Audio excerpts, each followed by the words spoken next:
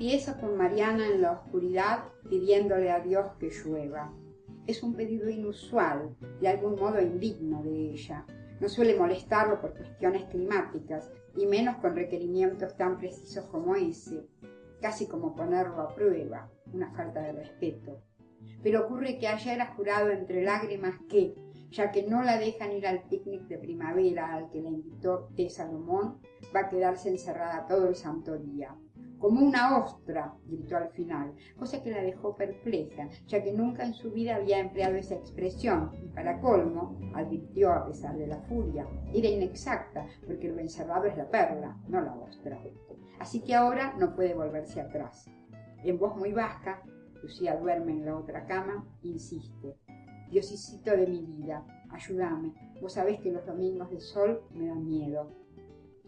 Lo del miedo la sobresalta, como si algo ajeno a su voluntad lo hubiese clavado en su cabeza. ¿Por qué miedo? Si el sol es lo que más ama en el mundo y los domingos no ha creído siempre que estaban hechos para que una fuera feliz, hasta lo escribió en su diario: los domingos se hicieron para que una sea feliz. Se acuerda muy bien de la tarde en que lo escribió. Estaba triste porque llovía, pero al mismo tiempo podía percibir la belleza de la lluvia y la de su propia melancolía, y aún la del domingo con esa posibilidad que tiene de ser perfecto. Es eso, lo acaba de descubrir. La razón del miedo está justamente ahí, en la posibilidad que tiene el domingo de ser perfecto.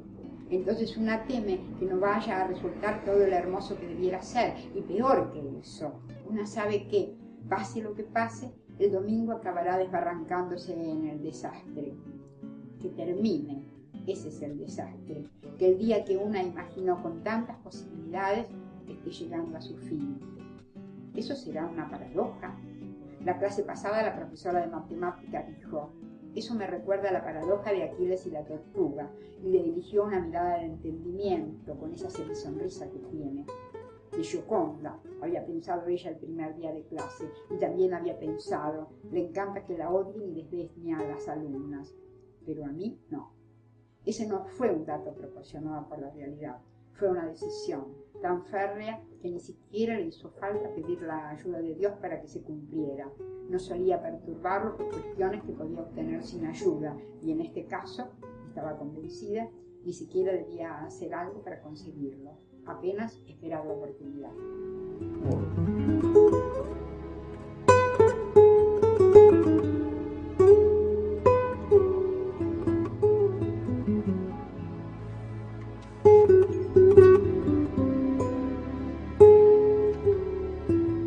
El viento glacial ha cesado y también la nevada. La temperatura curiosamente está subiendo. Es como si otra vez fuese otoño. Hasta vi un oso y 2 lobos que no mostraron la más mínima intención de atacarme. La diferencia entre el arriba y el abajo es cosa de no creer, puesto que mientras el cielo se muestra sombrío, silencioso, con nubes amenazantes y pesadas, abajo sobre la tierra, la nieve resplandece con tenue fulgor propio. ¿De dónde sale la luz? De esta mezcla de lo natural con lo sobrenatural. Y lo delicioso, pero repito, aquí abajo sobre la tierra, no participa en lo mínimo, lo de arriba. Melancólico, ruinoso, amenazante, como en el comienzo de Asher, el cuento de Poe. Ahora sí aparece ante mí el siniestro castillo Drácula. No es tan inmenso como lo imaginaba, pero tampoco diminuto. Ciertas partes de la fachada, obviamente de una vejez de siglos, contrastan con otras de restauración reciente y poco feliz. Por momentos intenta el gótico, con ventanas en ojivas y vitrales, de esos colores que los artistas plásticos denominan fríos. Hay un agregado desconcertante, un diminuto y absurdo puente levadizo tendido sobre un charquito. Solo podría ser de utilidad para caballeros enanos, montados sobre equinos pigmeos, reducidos a su mínima expresión. Até mi caballo, ya muy agitado y hambriento, bajo un árbol, apesadumbrado por la nieve, y crucé el puente. Para llamar a la puerta debí manejar una monstruosa masa celtíbera de hierro. No sé cómo dar una idea de ella, que rota por su empuñadura. Produjo un ruido horroroso. El sol se ha ocultado hace rato y recién me doy cuenta. Música de Terence Fisher. La cámara de la Hammer Production se acerca. Vemos a un viejo conde apoltronado en el sillón predilecto de su ruinoso castillo. Un alegre fuego en la chimenea llena de gruesos leños. Intenta mitigar la ferocidad del invierno centroeuropeo. El bondadoso anciano lee su libro favorito, La vida del rey Salomón, probablemente, mientras su mano derecha sostiene con indolencia una bebida apropiada para la época invernal. Esperamos ver a través del vaso el color ambarino del whisky, pero con toda evidencia se trata de algo más fuerte. El color del líquido es rojo y el dulce anciano se llama Drácula.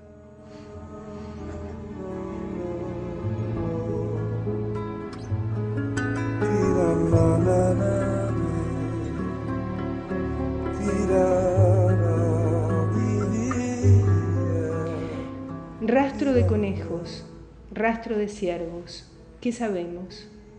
¿Qué sabemos en la noche helada bajo los pinos, recitando el poema de Leopardi con memoria vaga, viendo las estrellas limpísimas que acaso anuncian la aurora boreal? Rastro de osos, rastro de linces, ¿qué sabemos? ¿Qué sabemos cuando la nieve quieta cubre los vidrios y solo se oye el sonido del cielo, afuera, lejos? Rastro de alces, rastro de nutrias, ¿qué sabemos? ¿Qué sabemos a la mañana siguiente, en cuclillas, contemplando el lago donde el zorro se mojó la cola, solo para demostrarnos que hay cierta verdad en las palabras?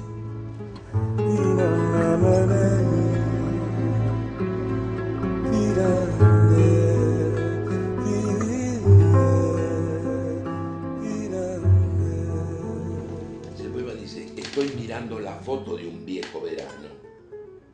Hay un riacho, atrás unas montañas. Hay una piedra grande que parte en dos la corriente del río. Los puntos negros deben ser mariposas. Sobre la piedra, mi madre me abraza, con los ojos encogidos porque molesta el sol. Está diciéndome algo y no recuerdo qué. Nunca terminamos de estar del todo, pero aquí estamos, en esta fragmentación de un verano. Las manos se pierden en el bolsillo y mis ojos fijos en la corriente. Solo faltó el fotógrafo y todo a sus espaldas, precisamente lo que yo veía: árboles, montañas, el lagarto que se ocultó bajo una piedra. Este cartón donde mis ojos se mueven hoy es remoto, y aunque me vea, ya ni reconozco qué interrogan esos ojos perdidos en el agua. Tampoco dejó huella tu mano que me toma del hombro. No obstante, he puesto cada día alguna palabra tuya en esta exigua cantidad de mundo que sale de mis labios, y en medio de mi propia voz alguna vez tuve miedo por la potencia de tu voz, por desafecto, soledad, confusión de estar vivo, con una punta que empieza mucho antes, hundida para mí en un cono de sombras que siempre reaparece. tus manos, mi cuerpo, las fotos. Hoy, aún faltando la copa, quiero brindar, aunque sea una fiesta donde no nos invitaron. Muy bien. Bueno, Raúl Santana, muchísimas gracias por este encuentro. Muchas gracias a vos, Pablo. En nombre de la Biblioteca del Congreso, te agradecemos muchísimo este momento. Muchas gracias. Estamos bien.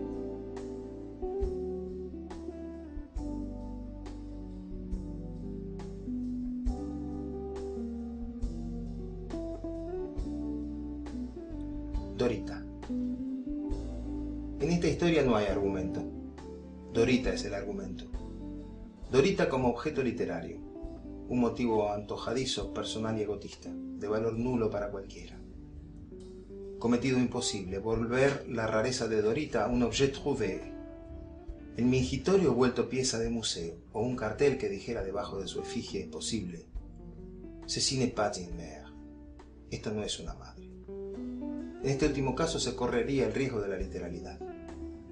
Durante lapsos demasiado extensos, Dorita no era una madre. He atravesado la angustia y la sensación de eternidad para estar en condiciones de escribir esta primera página, por ella, que me enseñó el miedo. Así se llamaba mi madre, Dora, pero siempre fue Dorita, la Dorita.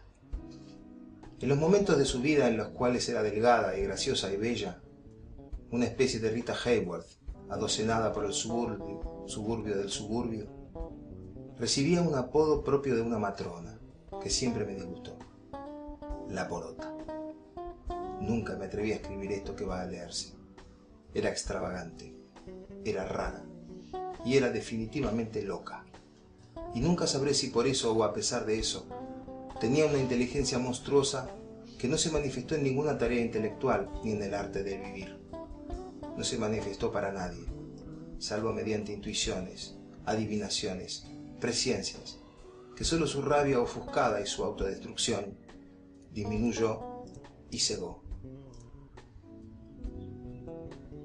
Yo estaba en un sillón de mimbre, que era como una canoa enorme flotando en un pequeño naufragio, y miraba los dibujos y las figuras. Había un chico corriendo un aro, y debajo un trazo largo y fino y de óvalos leves y de lazos. Había un anillo, y debajo esos suaves óvalos y esos lacitos de nuevo. Pero también había algo sutilmente distinto entre ellos que yo no adivinaba bien.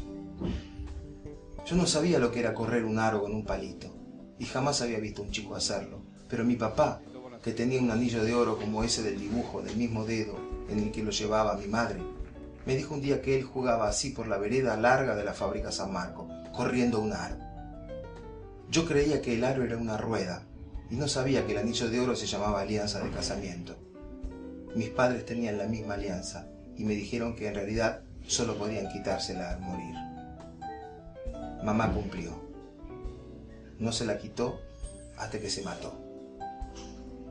Tuve un pequeño pensamiento de terror, porque eso significaba que las alianzas se quitaban del dedo de los muertos. Yo pensaba también que correr un aro no podía ser definido con esas palabras que usaba papá cuando nombraba algo grandioso. De la gran puta. Correr un aro con un palito para mí no era un juego de la gran puta, o que sirviera para pasarse una tarde de la gran puta, pero en esa época parece que los pibes jodían así. Yo pasaba las páginas del libro y mamá venía desde la cocina una y otra vez y me mostraba cada figura pasando suavemente el dedo sobre cada una de ellas y me decía A, R, O, R, O. Se iba y volvía de nuevo. Las manos eran blancas y siempre tenían olor a lavandina. No sé cuándo pasó, no sé por qué pasó, porque yo había mirado los dibujos y las figuras muchísimas veces. Pero uno de esos días me senté esperando que mamá viniera de la cocina, que tenía una ventanita por la que yo la veía rodeada de un vapor blanco que se levantaba a veces. A que ella viniera a pasar el dedo también blanco como un lápiz suavísimo, y a decir sonidos, y a mirarme esperando. Pero uno de esos días antes de que ella llegara, yo vi que, como por arte de magia, las figuras se volvían sonidos que yo podía repetir. Y dije, aro, oro, y seguí adelante, ala, ola, oso, Asa. Y el mundo se duplicó, por primera vez, entre mis ojos y más allá de las cosas, en un lugar que desde entonces sería como una casa nueva. Yo respiraba fuerte y le grité a mamá para que me escuchara, y ella vino riendo, y repetí las palabras pasando las páginas. Esa fue la máxima donación de mamá, tantos años antes de la desgracia.